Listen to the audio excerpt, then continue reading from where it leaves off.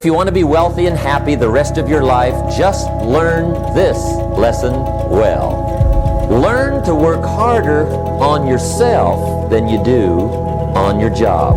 I have found in my experience that income does not far exceed personal development. Now, sometimes income takes a lucky jump, but sure enough, unless you grow out where it is, it'll usually come back where you are. Life has strange ways. If somebody hands you $1 million, best you become a millionaire quickly, so you get to keep the money. Otherwise, sure enough, it'll disappear. Somebody once said, if you took all the money in the world, divided it up equally among everybody, it would soon all be back in the same pockets. Success is something you attract, not something you pursue. So instead of going after it, you work on yourself, personal development. Because true happiness is not contained in what you get. Happiness is contained in what you become. If you wish to be successful, study success. If you wish to be happy, study happiness. If you wish to be wealthy, study wealth. Don't leave it to chance. Make it a study. Some people just go through the day with their fingers crossed. See, that won't do it. You've got to study the things that can change your economic, social, spiritual, personal life. Now to read. All of the successful people I know and work with around the world, they're all good readers. Curiosity drives them to read. They gotta know. They just read. Become self-educated. Standard education will get you standard results. And you can check those numbers and see if that's what you want. But if you want to go beyond that, you now have got to become self-educated. One way to learn is from your own experiences, but another way to learn is from other people's experiences. See, one book might save you 5 years if you read it. Did you know there's books on how to be stronger, more decisive, be a speaker, be a leader, have a better effect on other people, develop your personality? Did you know there's books on that? Did you know that hundreds of successful people have written their stories in books and they wrote down how they did it, and people don't read it? How would you explain that? Now, you don't have to read half the night, but put this in your notes: 30 minutes a day. 30 minutes a day. Read something positive, something challenging, something inspirational, something instructional. At least 30 minutes a day. Become a good reader. Now, that's my opinion. Listen to the other lecturers, and listen to me, and make up your own mind. Don't be a follower. Be a student. Here's the second way to find out how to change your life. And that's to listen.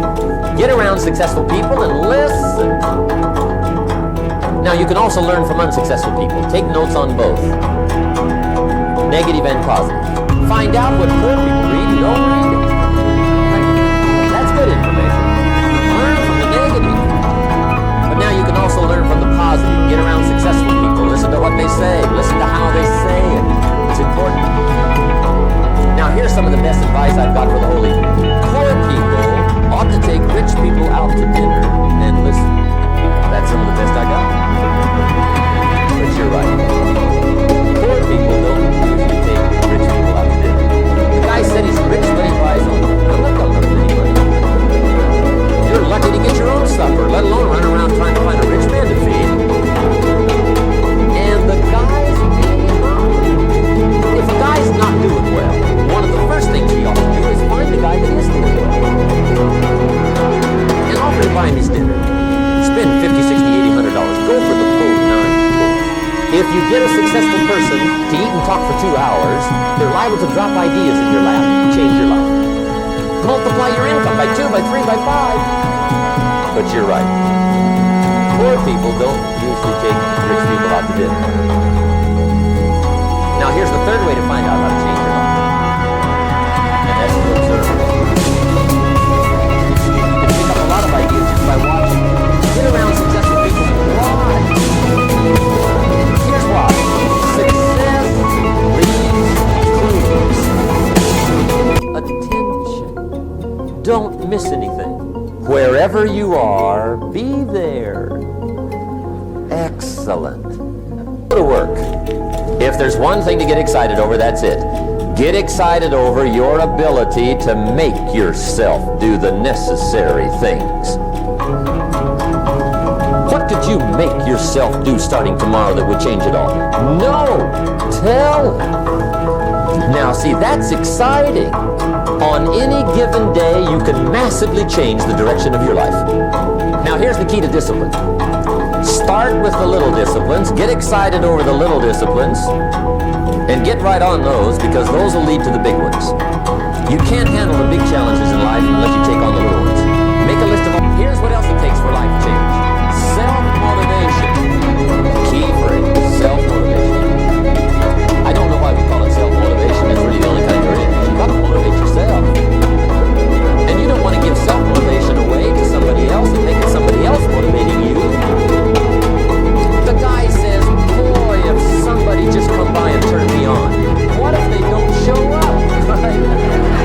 See, you've got to have a better plan for your life. You must now take action on what you found out. Don't let your learning lead to knowledge.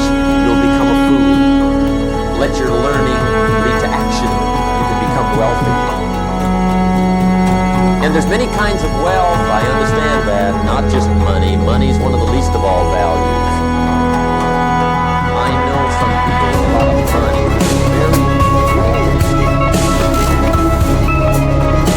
Now here's the third step.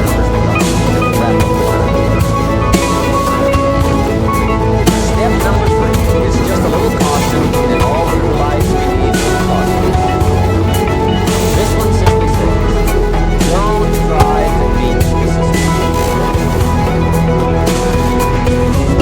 Find out how it works, work it, but don't try to beat it. Some people learn just enough to start slicing and caving and cut the corner, and look at the cheap answers. See, don't fall for that. You're going to the cheap life. Find out how it works best and do it fast. Even though it seems to take a while, do it right. Don't compromise it right. So if I had a word with you tonight, one-on-one, just you and me, I think my personal advice to you would be, this year 1981, reach down inside of you and come up with some more of those remarkable human gifts. They're there, waiting to be utilized. And then change anything for you want to change. And I challenge you to do that because you can change. See, you don't ever have to be the same again after tonight, only by choice. Starting tomorrow, what are you going to do that'll make a change in your life's direction? Good question. What are you going to do starting tomorrow that'll make a difference? Now see, if you don't do something starting tomorrow that'll make a difference, guess what? It's gonna be the same.